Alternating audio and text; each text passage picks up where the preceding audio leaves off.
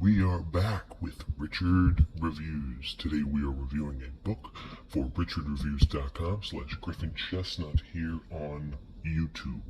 Griffin Chestnut is Richard's online YouTube alias, which is where he uploads all of his reviews, his music commentaries, his opinions on being stoned through marijuana-laced cigarettes, and most notably he reviews his books, which Richard privately obtains through private sellers, and he is able to review it here for us.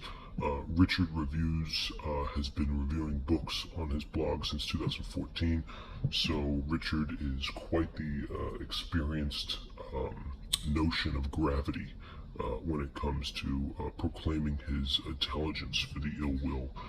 He believes in all natural wonders, and he finds that the basic inherent love of most people, and when Richard can come out of it, is like discovering the whole. So Richard is very much into the psychedelic war speed of what the people lay down, and they enjoy it.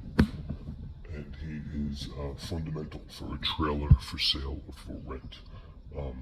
He included this to be Let Rooms Go 50 Cent, which was no problem considering that G-Unit broke up after the game and Curtis Jackson had a falling out. That's irrelevant to the point of this. Today we will be reviewing this book, and Richard will be reviewing it for us, and this book right here is called Coma. And this book was an imperial disaster compared to Richard's status. He read this book in Arizona in 2014, and he agreed that it is a negligence of its time.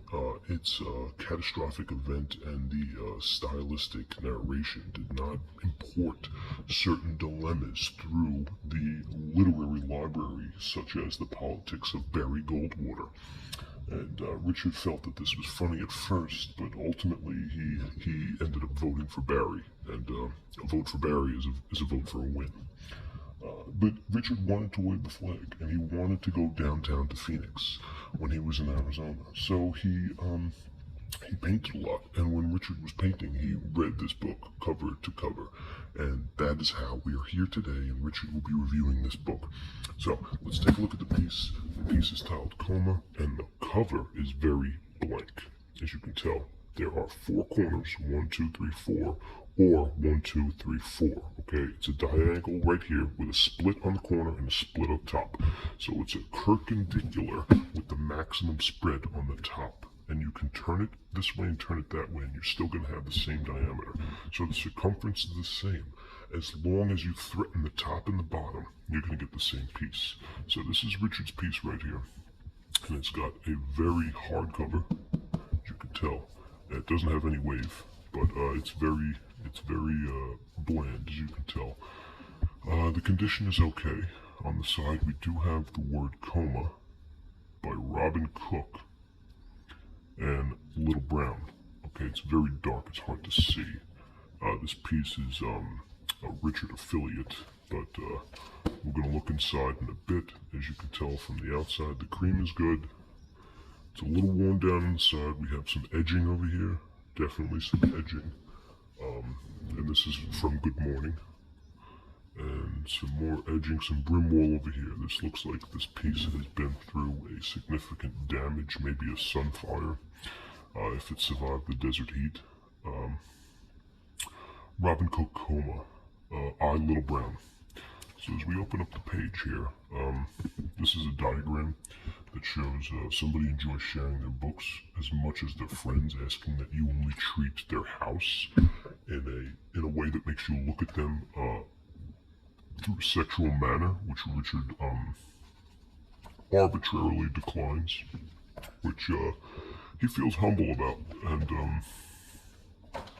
you know, we don't know why this is here. This could be some sort of an error on the author's part, but this also could be from the previous private seller.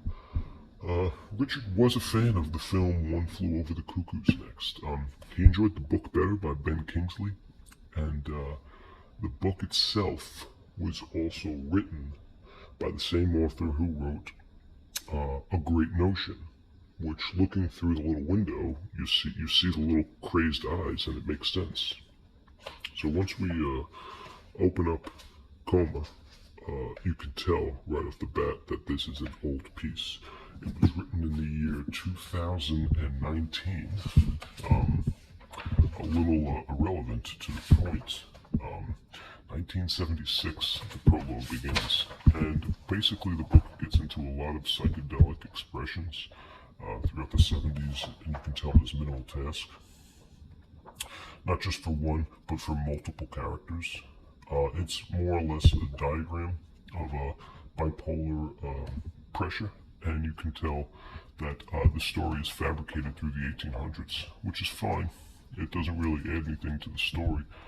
Richard claims that this piece did improve his sanity throughout the 1990s, which he agreed it was formidable, but this piece did not leave an outstanding impression on him. So, rarity for Richard. This piece does not get a good review, it does not get a bad review. It gets the middle. So it gets the middle thumb, and it gets two middle thumbs right there. One side that way, one side that way, one side that way, and one side that way. So two half thumbs that way, two half thumbs that way, maybe a little towards the top. So you could bring the thumb up a little bit, but you're not going down. You're gonna want to stay around here. You want to stay around here, and you don't want to go too high up because it's not getting two thumbs up. You don't want to go too low because it's not getting two thumbs down. You're gonna want to stay here. Maybe a little 45-degree angle up, but that's not to say that the author was pregnant while writing this piece. So, anything to do with watermelons, this piece had a lot of money, and you weren't really bothered by it, so you just ate a lot on the road. And Richard exclaims that this piece, didn't bring him to tears, but it didn't move him either. So this is Richard Reviews, and this is Coma by Robin Wood, by Richard Reviews.